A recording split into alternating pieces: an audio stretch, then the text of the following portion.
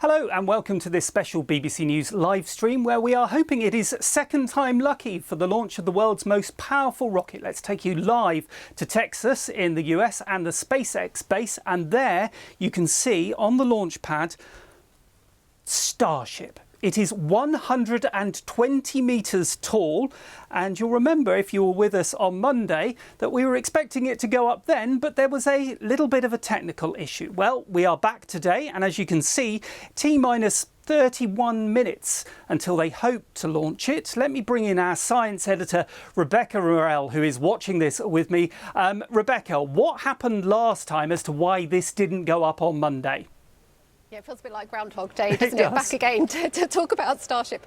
Well, on Monday they got quite far actually. They got to within 10 minutes of their liftoff time, but they had a problem with a pressure valve, a frozen pressure valve on the rocket. And what was quite interesting was that they decided to stop the launch attempt there and then. They had another hour and a half left within the launch window, but they decided not to do that. And just to treat this a bit like a wet dress rehearsal, and if you haven't heard of a wet dress rehearsal with a rocket is basically where all of the steps that you'd normally take to getting to launch, filling the rocket with fuel, going through the countdown happens, but the rocket does not go up at the end. So they sort of used it as a practice run.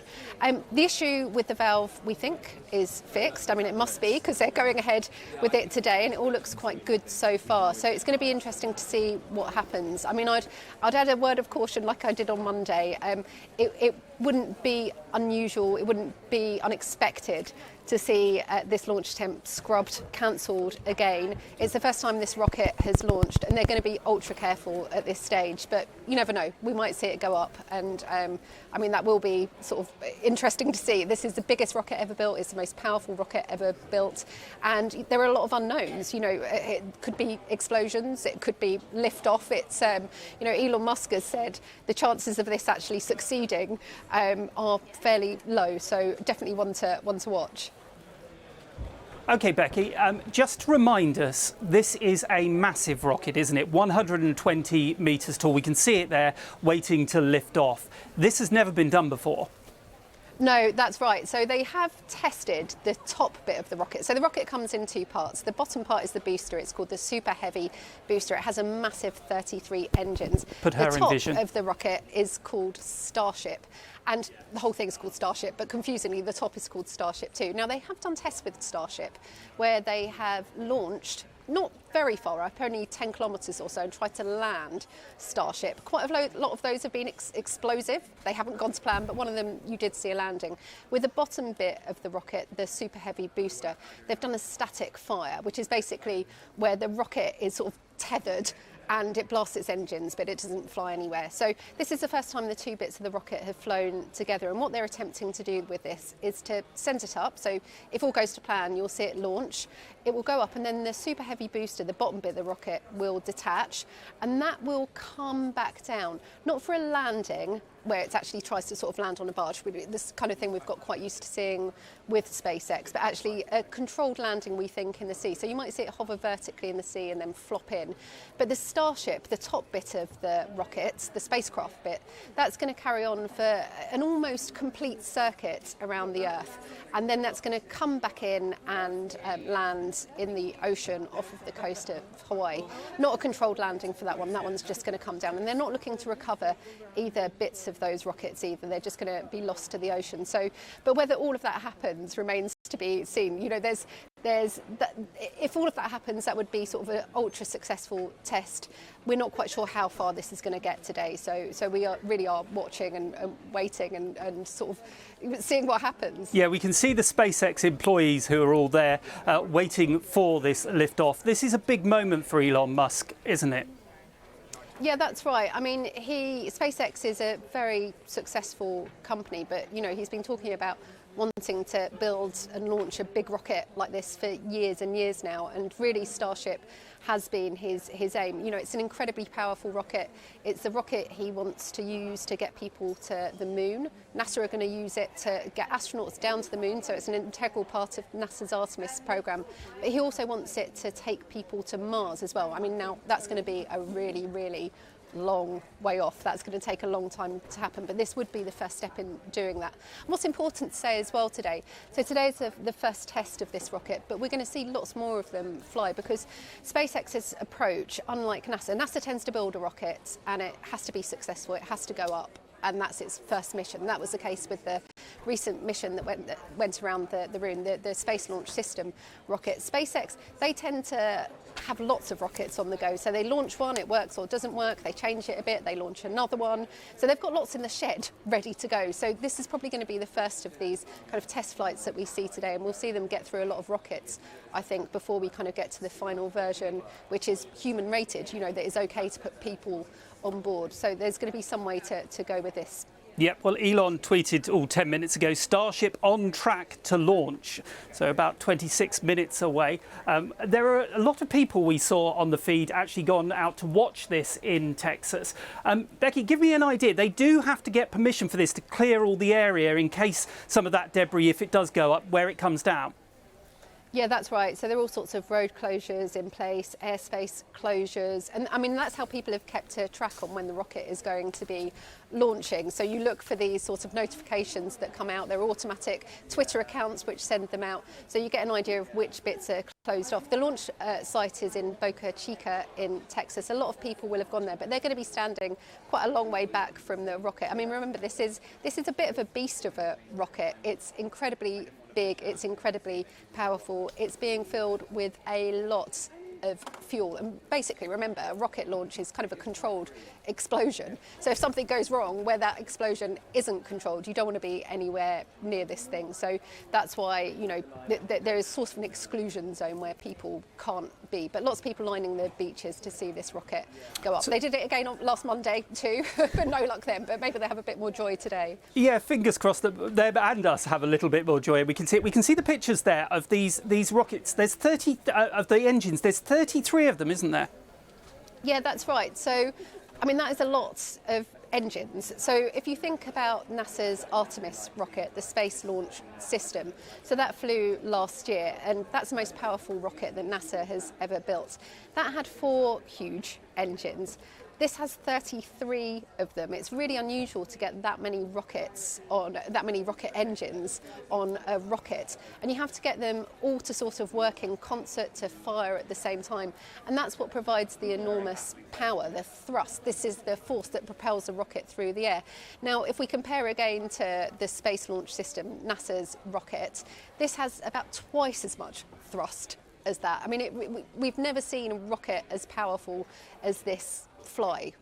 So, I mean, that's why there are so many unknowns with this launch today, and SpaceX admit that too. You know, no one's really tried anything quite like this. I mean, even the way the rocket looks, you know, it looks like some sort of, you know, sci-fi vision of what a rocket should look like. Everything about it is a bit different. So, you know, these are incredibly complex machines as well, with thousands of moving parts. To get this thing to work, everything has to be working in concert together perfectly. The conditions have to be right. The weather has to be good too. I mean, it's been quite foggy this morning. That looks like it's cleared away now, but it can't be too windy there. You can't have any lightning strikes in the area, but at the moment the weather does seem to be okay. So there are so many variables with with these launch attempts. You know, if you cover these things, you do get quite used to sort of all the motions being gone through to get these things up into space, and then it's pulled at the last minute. It's pretty adrenaline based reporting on these. Indeed, tell me about it from Monday. Let's have a listen in, if we can, to see what Mission Control is saying from SpaceX in Texas. Let's have a listen in. Statue of Liberty. It's comprised of 6 Raptor engines, 3 sea level and 3 vacuum engines, which are optimized to operate in the vacuum of space.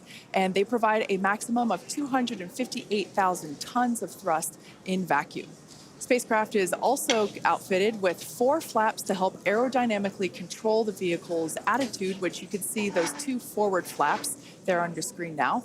So they help control the vehicle's attitude during atmospheric flight and enable precise landing at the intended location. Now, one thing we got to mention, the heat shields. They are iconic. Starship is wrapped in a heat shield, which is composed of 18,000 hexagonal ceramic tiles designed to insulate the vehicle during that atmospheric entry. And that's really important because the temperatures can be as high as 2,600 degrees Fahrenheit. The hex-shaped tiles, like the ones that Shiva and I have, roughly make up about 2/3 of the vehicle. We can see that we have some different shapes. Mine is slightly curved. As you can imagine, it sits on the curved portions of the Starship vehicle. Now, the one that I've got is a hexagonal tile that's more flat, and it's really used for the flatter structures on the vehicle. And we need a heat shield because when you're coming back in from re-entry, we're going supersonic, we're compressing all the air ahead of us. That ends up causing a lot of heating along the surface, and without a heat shield, that would go straight into the structure. Yeah, one thing that's amazing to me, especially when I first picked up one of these heat shield tiles, is that they're so light. They almost feel like they're made out of foam. They're that light, and they kind of sound like it too. And one thing that we do want to mention, in order to reject the maximum amount of heat during that entry, like Shiva was just saying, they're black, and that's because black helps reject that heat that is building up on the exterior of the heat shield. Now, Starship is designed for vertical takeoff and landing as opposed to taking off and landing like an airplane. And that's because that's really important because we don't have runways on the moon or Mars. Fortunately, at those destinations, the gravity is not as high as it is here on Earth. On Mars, the gravity is just 1/3 of what it is here on Earth, and on the moon, it's just a sixth. So in both of those cases, Starship, with just its engines, can take off without needing the super heavy booster like we do need here on planet Earth. Now, for today's test, Starship... So there we are at Mission HQ. We're about 21 minutes away, hopefully, from launch of Starship. Our science editor, Rebecca Morell, is watching this feed with me. Now, Becky, what's your money on? Is it going to go up today? Oh, I feel like it's going to do the opposite of what I say. So I'm going to say no, it's definitely not going to go up today, just on those odds. No, I don't know. I mean, anything can happen, really. I mean, it's looking quite good at the moment. It's looking to be on time. The weather's looking good. They want this to fly as well. And, you know, given the fact it's not like NASA where the launch has to go perfectly, you know, the rocket has to survive, you know, they are willing to push it a bit more and take a few more risks. So maybe. They're not very non-committal. Yes, very non-committal. I'm not going to commit either. Going back to the actual rocket itself, it is reusable, isn't it? And this, if this is all successful, this really could change the way that space flight happens going into the future. Yeah, that is the unique thing about this rocket, and you know, the whole thing. So really, it comes in two parts: the bottom part, which is the super heavy booster; the top part called Starship, which is the spacecraft.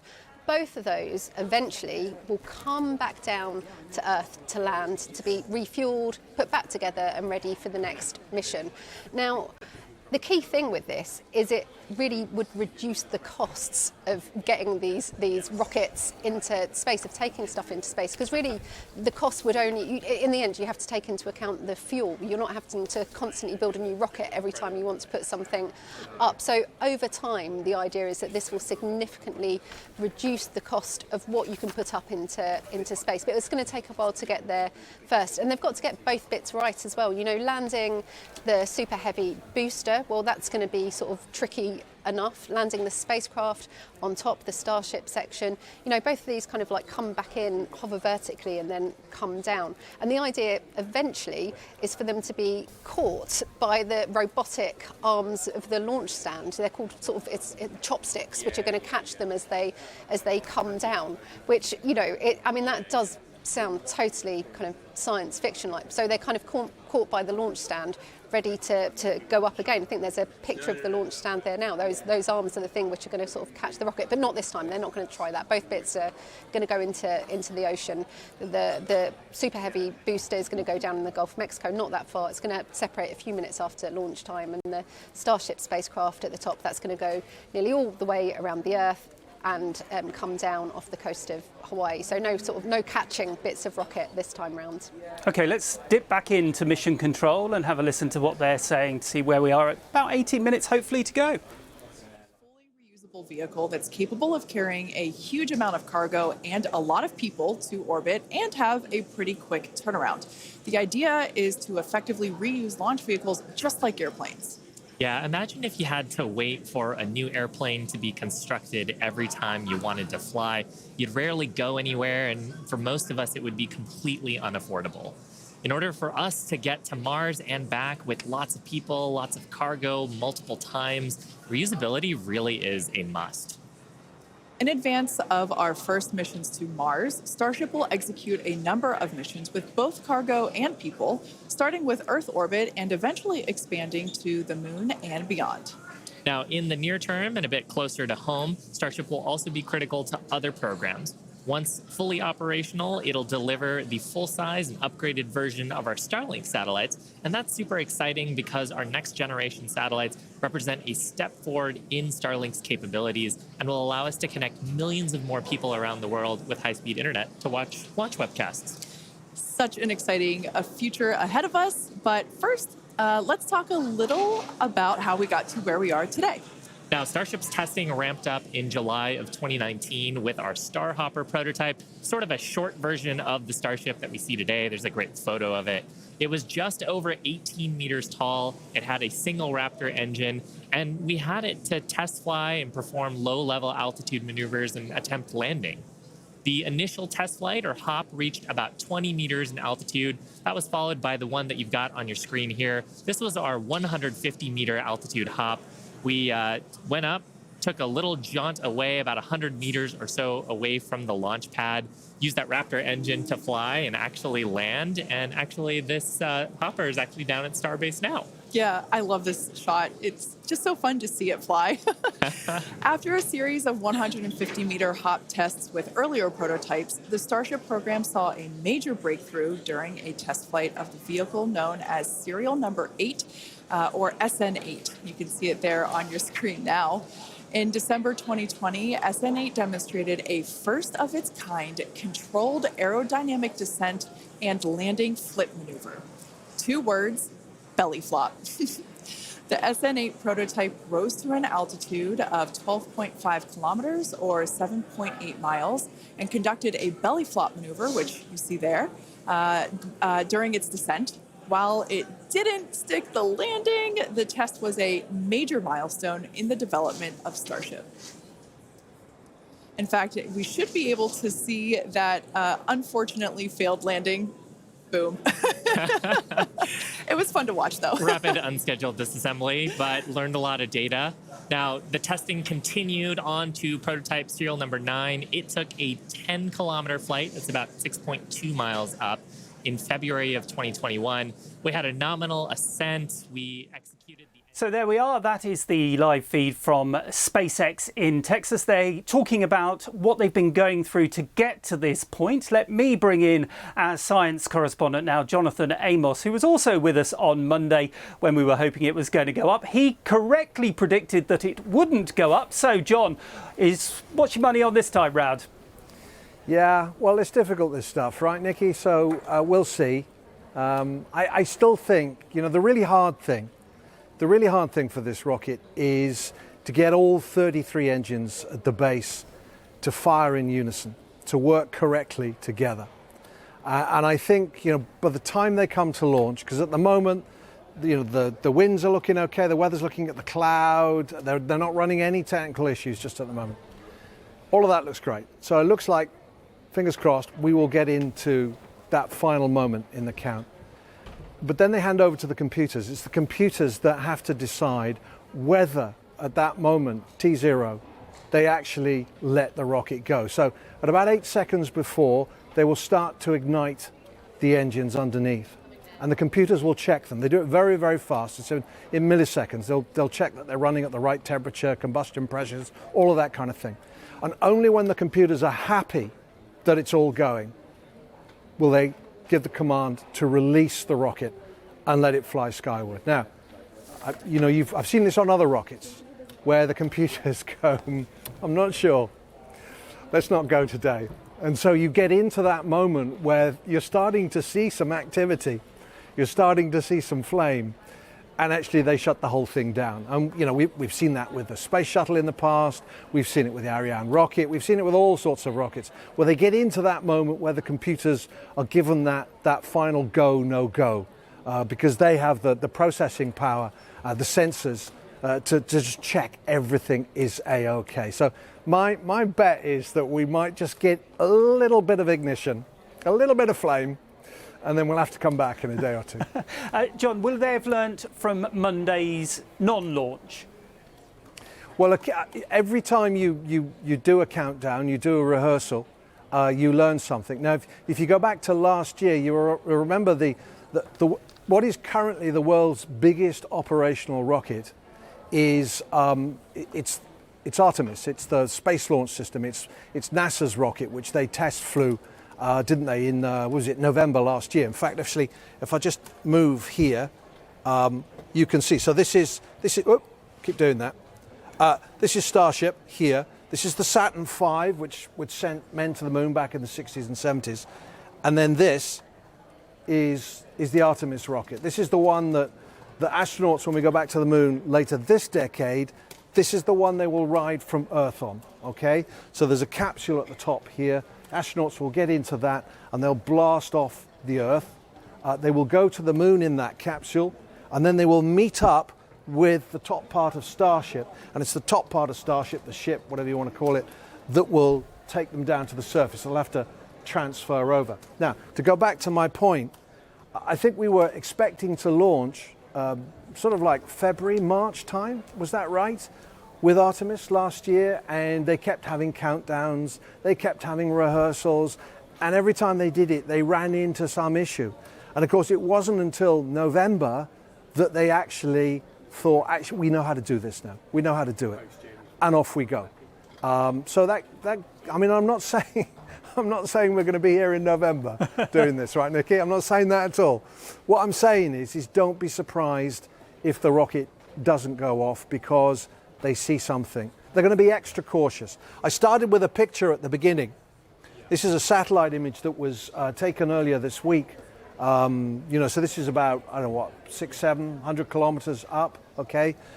Very high resolution satellite. You can probably just about make out Starship here, next to its launch tower, its launch mount.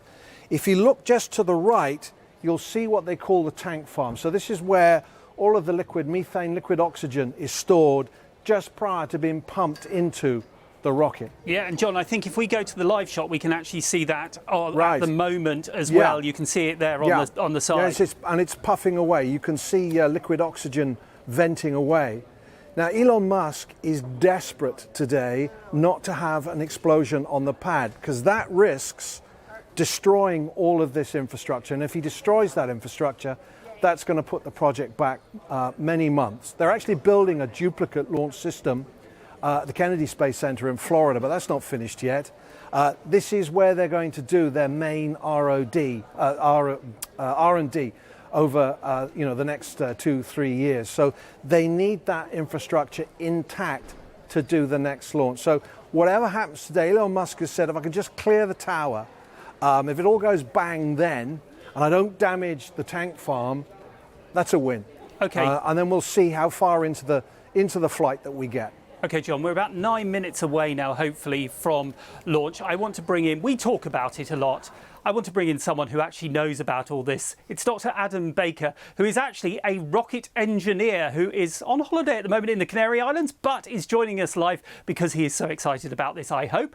How crucial is this launch and how revolutionary is it, Doctor? Hello, hopefully you can hear me. Good to be here. Thank you. How crucial is it? Well, if they don't launch today, they'll probably launch in the next couple of days. If they don't launch then, they actually have a window permitted by their license from the Federal Aviation Administration of up to 5 years to do it. So they have a number of potential goes at getting this right. So I would say today is not particularly crucial. It's one of many ramp ups to the point where they're going to have a successful test flight. They will do that in the end. This is SpaceX. They always get it right in the end. But there may be some excitement along the way. How revolutionary is it? Well, that's a different question. This is really something different. This is not only the largest rocket that's ever been built, 7,500 tons of thrust at liftoff, really pretty extraordinary in terms of its size. So in terms of scale, there's nothing ever come close to this. It's designed to be fully reusable. So not just the first stage, the lower part, the booster, like they've been doing with Falcon 9 numerous times. It's the upper stage. The Starship part is going to fly almost once around the Earth, and then they're going to try and retrieve that, and that might pave the way to launchers operating much more like aircraft in the future. That would bring with it an enormous economy in terms of how cheap and inexpensive you can make spaceflight, both for unmanned spacecraft and for people. And it could open up the gateway to all sorts of things, more space activities, more global benefits from all things we do in space, and potentially the doorway to exploring the solar system, and ultimately, perhaps, going to the stars. So it really revolutionary in terms of what it could achieve. Yeah, Elon Musk he wants to go to Mars with it. How do you think that is really possible? I absolutely think it's possible. I think there's quite a few more steps in the road first, but the first thing you need if you're going to take people to Mars in reasonable numbers and to stand a chance of bringing them back safely is you've got to have the transport system. And we haven't had that to date. NASA have been studying how to go to Mars for many decades, and the price tag always comes in at tens of, if not hundreds of billions of dollars. And I think that's a price that the nations of the earth, and particularly America, even with its partners, aren't willing to wear today with all the other challenges. But if Elon's space transportation system can bring the cost down to what he's predicting, there's the opportunity to go to Mars, perhaps for even less than the moon program was done for all those decades ago. So I think it's entirely possible. But there's some more steps first. You have to take people there safely, guarantee you can land them, bring them back, protect them from radiation and from solar storms on the way. Lots of things to develop, but it brings the potential for a Mars landing that much closer. And would you want to be on that flight on a personal note? Well, I'm in the Canaries right now. It's a pretty nice place. The beach is good, the weather's good, the food and drink is great. Mars is a fairly inhospitable place. It gets down to under minus 100 degrees at night. The warmest temperatures might just about touch 0 degrees during the day. There's high levels of radiation, oxidizing materials in the soil, dust that we don't know much about. It's pretty much a 3-year round trip to go to Mars. Once upon a time when I was younger, I'd have said yes like a shot. I'd love to have gone to Mars, but I'm a bit older and a bit more sanguine. I think we should send robots. I think those who are willing to volunteer and are younger and perhaps don't have families, who are keen to see them the next day, that's a different thing. So for me, no, I'm personally not that keen to go to Mars, but as a spacefaring species, I think we should. But we should do a lot more with robots first, just so we know exactly what the conditions are like for when we land. Again, you've got to try and reduce the risks for people as much as you can, and that's where robot explorers come in. Okay, so it was around this time that they said they weren't going to go up on Monday. So I want to go back and listen to the live feed now from Texas to see what the latest is. Everyone cheering as we get into T-minus 5 minutes. We want to remind everyone that success today is anything. Yeah, it looks fun down there. I kind of want to go join them. For today, success is anything that we learn that helps improve the future builds of Starship. If we lift off and clear the pad, we're calling that a win. A great shot of the pad there. A great shot of the quick disconnect on the second stage. You can see the frost line on the booster where that methane is fully topped up. I think we're just coming up on the last few minutes here of propellant fill on the booster. Now that quick disconnect is going to separate away as we actually get into the ignition sequence, but it's providing electrical connections now and also providing the propellants that we're loading into the vehicle. Yeah. We're just now under 4 minutes until liftoff of the Starship flight test. We've been following along for what honestly seems like days and days now, but really it kind of comes down to years. It has been a long time to get to where we are today. Now, fast forwarding a little bit, we have the opportunity to hold, if necessary, at 40 seconds, and we are able to hold there for about 15 minutes or up to 15 minutes and still be able to lift off. Yeah, and that's a little bit different from Falcon for the propellant sequence on Falcon that we don't have the opportunity to hold. So that's a cool new capability on Starship. Yep. Right now, T-minus 3 minutes, 10 seconds and counting. We got some great views from the drone. It's nice that the fog is slowly lifting. We get some of the blue skies, hopefully good views. What we're waiting for right now is closeout of propellant loading on the first stage. That should be wrapping up here shortly. In fact, it looks like fuel fill and drain valves are coming closed. That means first stage is fully loaded, second stage fully loaded, and that 10 million pounds of propellant on board the Starship launch vehicle. I want to take a quick moment to say that the crowd energy here is electric. I feel like it's Falcon Heavy test demo all over again. And hopefully you'll hear us as we get into the plus count. But right now, next activity is coming up. The flight termination system arms at T-minus 2 minutes. Thrust vector control checkouts at T-minus 2 minutes. And then after that, major activity will be the T-minus 40-second gate. There's a view looking up at the 33 Raptor engines. There are 20 engines in a circle on the outside, and as Shiva said earlier, 13 engines on the center. Those are the ones that gimbal and steer the vehicle.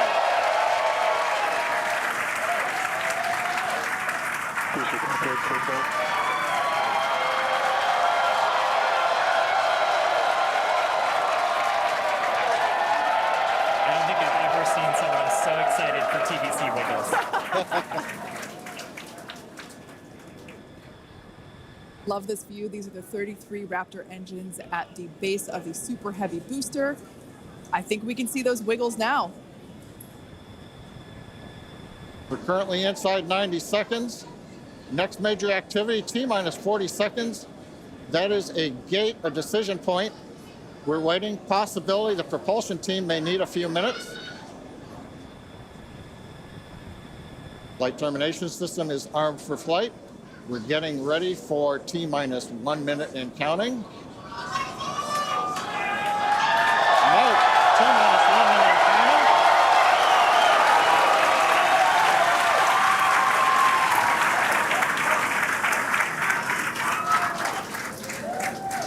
counting. Next, we'll see as we get past T-minus 40 seconds for final checks of the vehicle.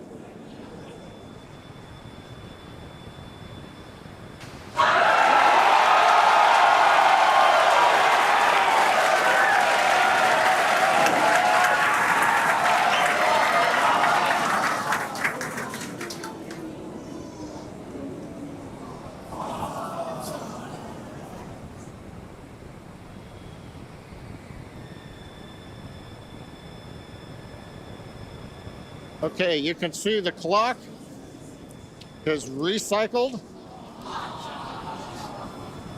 Flight director has called a hold. We are recycling. For the moment, we'll see where they move the clock back to. They could hold at T-minus 40 seconds. So we are back in a hold position. I want to bring John Amos, our science correspondent, back in. John, it's on hold. What does that mean? They're winding us up, aren't they? It means pretty much everything is good on the rocket. It just gives the propulsion team just that little bit of extra time just to check that everything is okay. So they've gone back to 40 seconds. I think they got down to about 32, something like that, didn't they? Yeah. They can stay in this condition for about 15 minutes, and then they've got to make a decision about what they want to do. So yeah, they're going to be ultra cautious, Nikki. That's the point. They're going to be ultra cautious. So. It was my heart was starting to race there. I don't know about you. Oh yeah, mine definitely was, John. But that's rocketry. So it's one of the things. They've got to get it right. There's no point rushing. They've been working on this for several years. There's no point throwing it away on a might and a maybe. Only when they've gone through their checklist and have considered, well, we've thought of everything. There is nothing that we've thought of that should hold us today. Will they then go forward and actually do the launch? So, I'm not surprised that they did that little hold there. We're just going to have to wait and see what the conclusion is. And okay. It may well be that they come back and say, yeah, know what, we'll come back Saturday. Well, someone who probably knows better than both of us what's going on is Dr. Adam Baker, a rocket engineer. What do you think the engineers are doing right now, Doctor?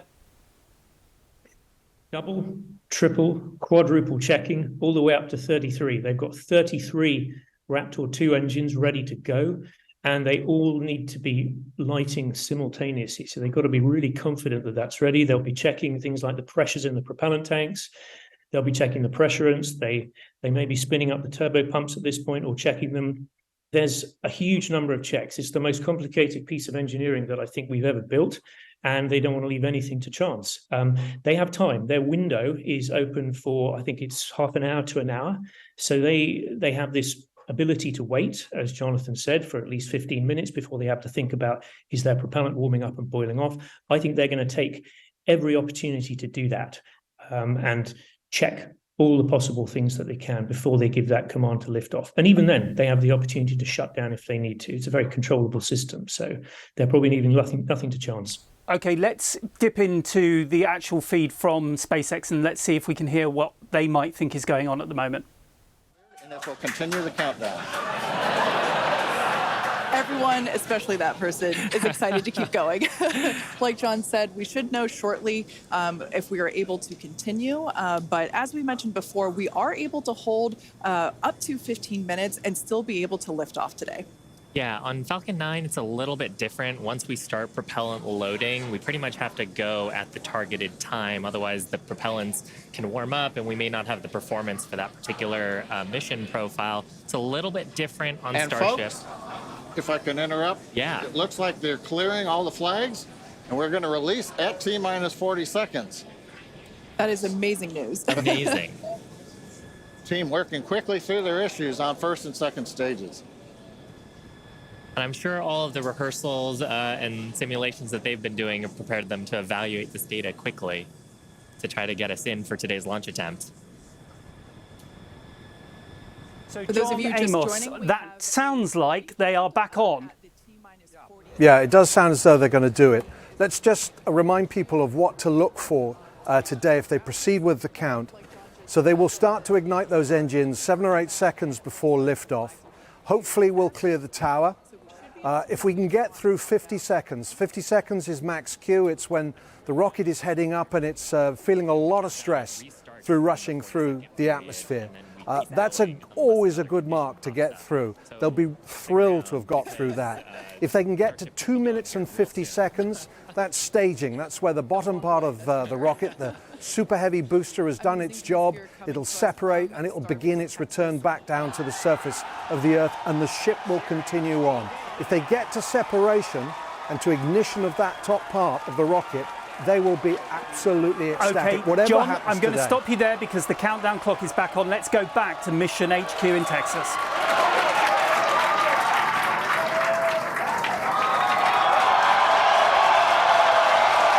T-minus 15 seconds. 10, 9, 8, 7, 6, 5, 3, 2,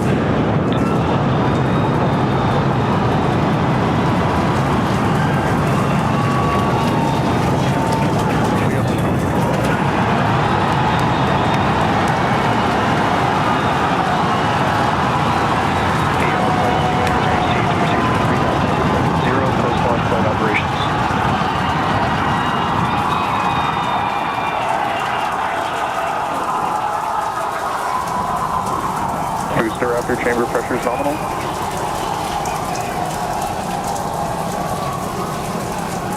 T-plus 33 seconds into the test flight of the inaugural Starship vehicle. Tower cleared, we're into pitch over. Propulsion reports first stage engines nominal.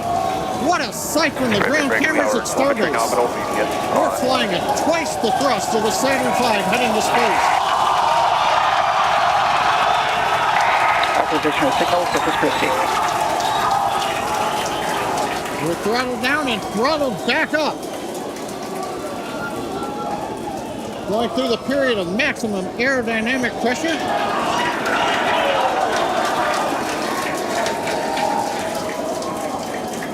As the velocity increases, the density of the atmosphere is decreasing. Max Q. Lessening stress on the vehicle. The call out, max Q now.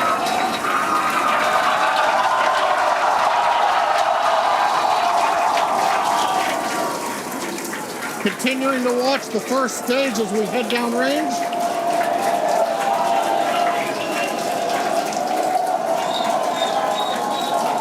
A 100 seconds into flight.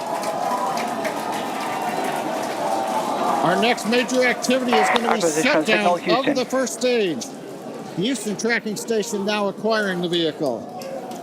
With shutdown, we will get separation of Starship and Super Heavy and ignition of the Starship engines. When Starship separates, we light up 6 engines in a staggered sequence. And if all goes well, those 6 engines will burn for almost 6.5 minutes. Onboard view from Starship. And there's views of the Raptor engines on the second stage as we prepare for stage separation. Now, after stage separation, the first stage will flip and begin a boost back maneuver for landing in the Gulf.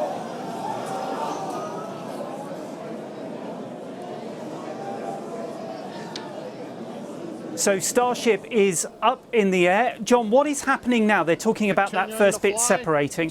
Yeah, so they went through max Q. There are a lot of forces that you get on you when you go through the atmosphere. They're coming up on this moment where they separate the 2 parts of the rocket. It occurs around about now at about 2 minutes and 50 seconds. And have we done it? It's difficult for me to see. No, they haven't separated yet, because we can see a picture of the engines of the upper part of the rocket, the ship, and I don't think, are they separating? Let's go back and have a listen. It's difficult to tell. It's difficult to tell. I could see some of the engines on the lower stage appeared not to be firing as they were climbing uphill. It looked to me as though 4 or 5 of the engines were As out. of right now, we are awaiting stage separation, where Starship should separate from the Super Heavy booster. Yeah, Kate, right now it looks like we saw the start of the flip, but obviously we're seeing from the ground cameras the entire Starship stack continuing to rotate. We should have had separation by now. Obviously, this does not appear to be a nominal situation. Yeah, it does appear to be spinning, but I do want to remind everyone that everything after clearing the tower was icing on the cake.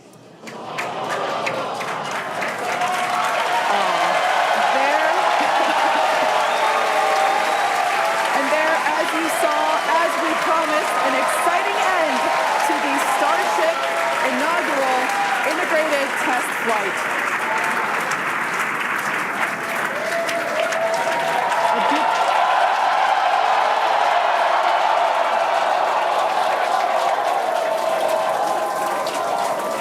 Everyone here absolutely pumped to clear the pad and make it this far into the test flight, the first integrated flight of the booster and the Starship vehicle. Live view there of our control center at Starbase, which we refer to as Star Command. As we said before. So there you can even see Elon Musk there in the mission control. Let's bring John Amos back in. John, what has actually happened as far as you can tell? Okay, so we took off on time. It took a little while to get off the pad, didn't it? It was very slow getting away. It appeared as though when the rocket was climbing up through the sky, it appeared that some of the engines on the base of Super Heavy booster weren't firing. It looked to me like there might have been 4 engines that may not have been firing. They may have taken the decision just to shut them down. They went through max Q, that period where the aerodynamic loads on the vehicle are at their greatest. They survived that. They continued on going up the hill. And then we got towards that key moment where the bottom half of the rocket, the Super Heavy booster, is supposed to separate from the top part. The top part, the ship, is then supposed to go on, light its own engines and go on up into space. They didn't separate. And then the vehicle went into a spin. It started to go out of control. And at that point, probably the computers triggered the flight termination system bonds, a series of charges that run down the center of the vehicle here, and they will have destroyed it. And then all of the debris would have come down into the Gulf of Mexico. But they'll be thrilled with that. You know, I mean, they didn't destroy the launch pad. They got clear of the launch pad, and they got tons of data as they were going up into the sky. So, you know, I think for a first go, they will be amazed at what they've achieved. And it's important to say, Nikki, that they already have another rocket virtually ready to go. And that rocket actually has a huge amount of improvements just based on what they've learned building this one. I mean, over the course of the next year, we are going to see several of these rockets launch. And hopefully by the end of the year, they will complete the mission. So we will see that top part of the rocket, the ship, circling the Earth, going around the Earth. If not making a full revolution, just coming down near Hawaii, like this one was supposed to, then certainly doing that, and maybe even staying up for a little while and then coming back down. But for a first effort, that's pretty good. Yeah, as a mere mortal, I was very excited by that, particularly the image of all those engines all going at once. That was amazing. From a personal point of view, as a science correspondent, what did you think as it went up?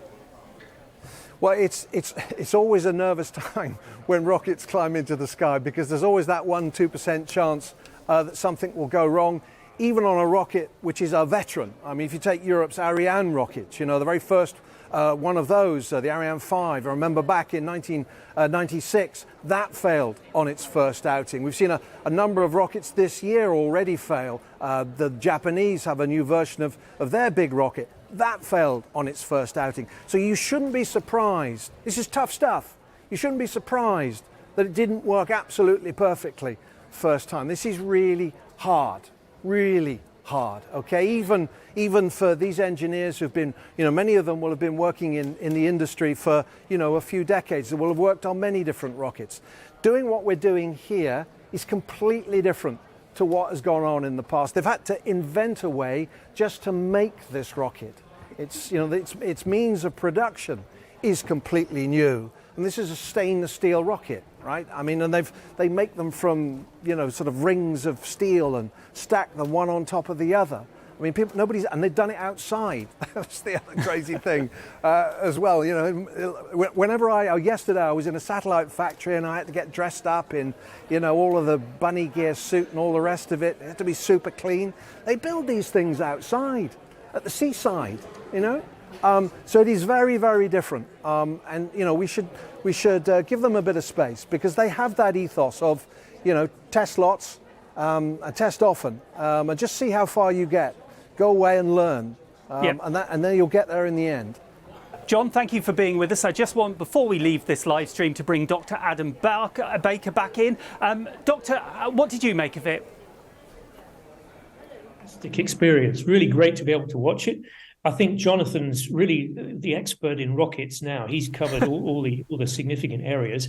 As he said, a number of those Raptor engines were not working. You could actually see on the live stream the glowing engine cones from the cameras on the ground, and I counted 6 that weren't functioning. Now, I believe they can make orbit with 1 or 2 out, so they potentially found that they weren't gaining velocity fast enough to have been able to follow the trajectory that they wanted. They probably kept the flight going for as long as they possibly could to get as much data as they could. And then they had to take the decision, as Jonathan said, to activate the flight termination system and ensure that the rocket didn't carry on and potentially land and cause damage to persons or property. But as Jonathan said, they've had a tremendous first test flight. The goal was to clear the pad, not destroy the pad. They did that exceptionally well. They got 2.5 minutes of flight data. They learned a huge amount, and I'm pretty confident they'll be back again in the next few weeks or months, and they will go even further next time. Well done, SpaceX. So what are the sort of things that the engineers will now be looking at as they go ahead? Particularly, they'll be looking at the propulsion data. They'll have had an enormous number of sensors transmitting data back down to the ground, probably thousands of different channels with all manner of data. So there's a vast sifting and analysis exercise to do to go on over the next few weeks. I doubt they'll actually be looking at any of the parts of the rocket due to probably where it fell, which would have been somewhere in the middle of the Gulf of Mexico or the Atlantic Ocean. So they'll be looking at data, and they'll be saying, right, what could have gone wrong? They'll be doing fault tree analyses and root cause analyses, all to try and work out exactly at what point things went to being an off-nominal situation, as the commentator said. And again, I'm confident that they will do that, because that's the key thing. These rockets go wrong a lot of the time, especially when they've only just started flying, and they're instrumented to an extraordinary degree to allow people to basically virtually pick up the pieces and figure out what went wrong and not make the same mistake twice. And SpaceX have got a tremendous track record of doing this really well. It took them 4 launches to get it right on their very first rocket, the Falcon 1. And they only managed to do that because of all the data and the analysis that they did and backtracking through things to find out what went wrong and precisely when. And they'll be doing exactly that this time. Okay, I just want to show, if you've just joined this live stream, the moment we did get liftoff, so that we can show you now.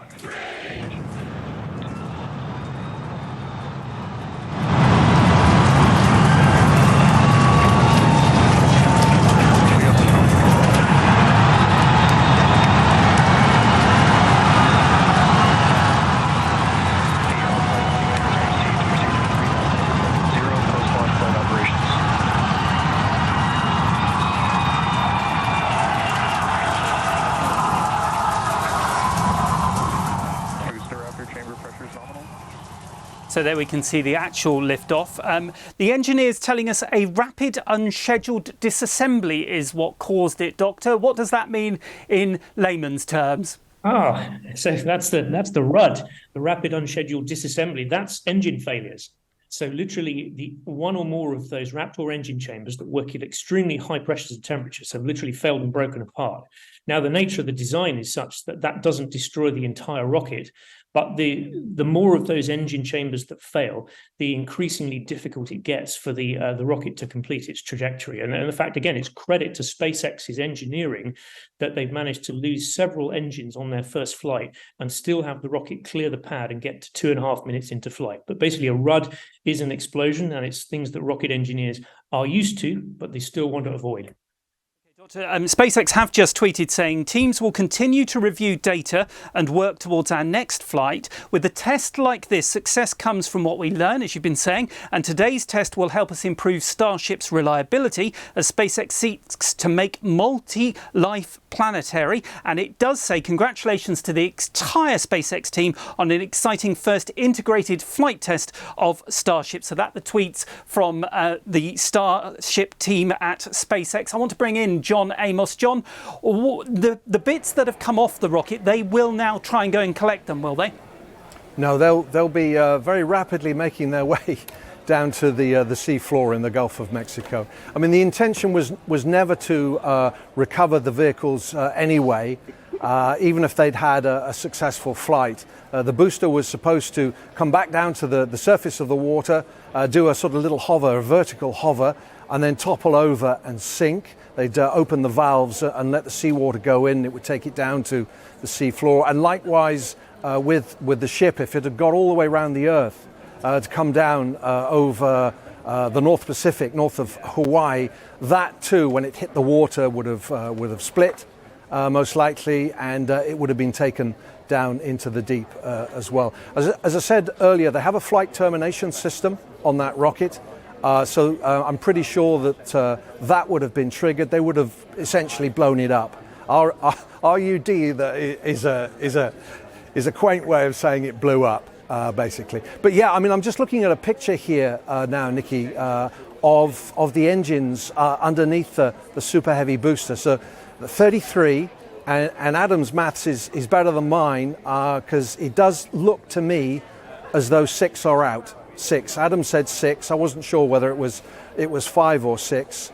I mean, the great concern here is that you get a cascade, right?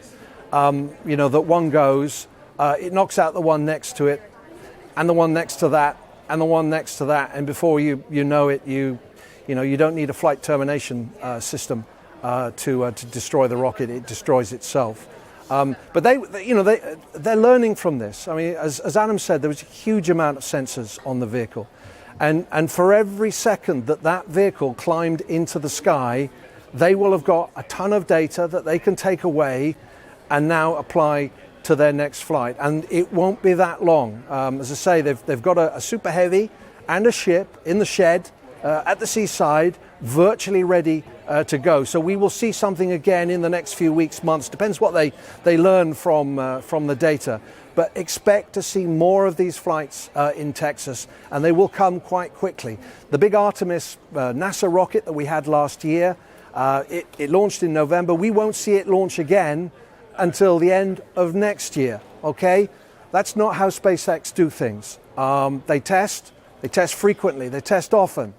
They like to blow things up because they learn. They like to push stuff right to the very edge to see where it breaks so that they can come back and improve it.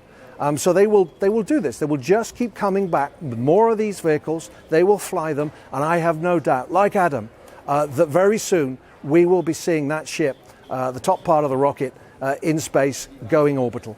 You mentioned NASA. They will have been keeping a close eye on today's launch as well. Yeah, they've given SpaceX actually $3 billion. They want to use this top part of the rocket, the ship, as a means to get astronauts down to the surface of the moon. So just go down here. You can actually see an artist's impression of what it would look like. It's missing a few of the bits and pieces that we have on the ship that we saw today. One of the things that they have to do is that they can't really have engines at the bottom. They'll have to have some sort of engine system sort of up here around the neck, I would think, because otherwise they'll kick up too much dust on the surface of the moon when they come into land. But the idea is, yes, that we launch on NASA's big Artemis rocket. Here it is, launched in November. It's got a capsule on the top. Once the rocket has kicked the capsule off, the capsule goes to the moon. It meets up with Starship in lunar orbit. The astronauts transfer over and they go down to the surface of the moon in the Starship, do their thing, come back up, transfer back into the capsule and come home. That's the plan. That's why NASA has given SpaceX $3 billion to develop this system. I mean, obviously Musk is delighted with that because, you know, he wants eventually to take private passengers, not just NASA astronauts, but private passengers to the moon. And he's also, as you heard, this idea of making humans multi-planetary species. So to go to Mars as well at some point.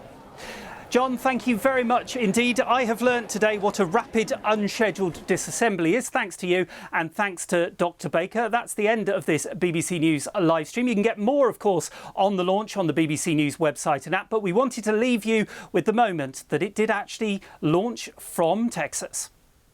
3,